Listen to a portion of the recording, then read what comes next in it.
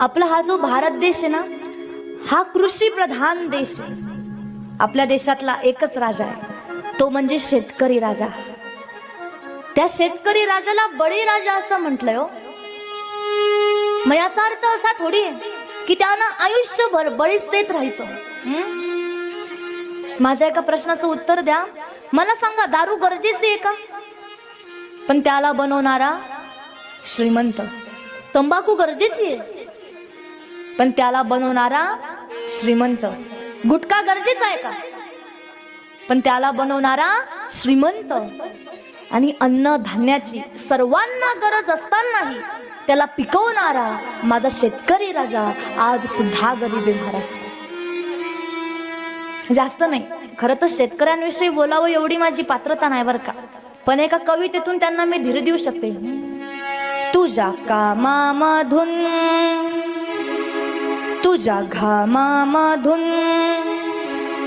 उद्या पिकाला सोन्याचं रान. चल उचल हात्या गड्या होऊन हुशार, तुला नव्या जगाची आन. तुझ्या कामामधून, तुझ्या घामामधून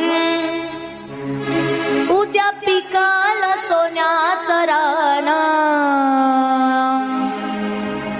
चल उचल हात्या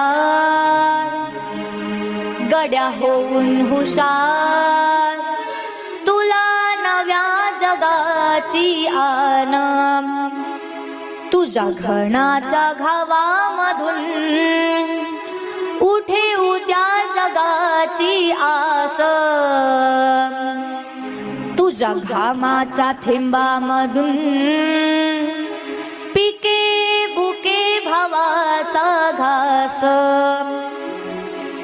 तुझ्या ध्यासामधून, तुझ्या श्वासामधून जुळे नव्या जगाचं गान. चल उचल हत्या गड्या होऊन हुशार, तुला नव्या जगाची आन. तुझ्या पोलादिटाचे खालून जित्या पाण्याचे निघतील झरे. तुझ्या लोखंडी दंडामधून विजेची ताकद किरे. चल मारू धड उभा फोडू खड, तुला नव्या जगाची आन.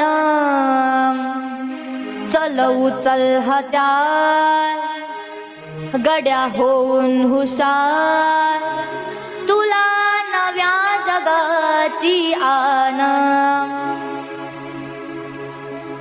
जास्त नाही काय सांगणार. ज्या शेतकऱ्यामुळे तुम्ही आज सुजलाम सुफलाम आहात ना, त्याची फक्त काळजी करा, त्याची कीव करा. इथे सगळे बसलेले शेतकरी बांधव आहेत.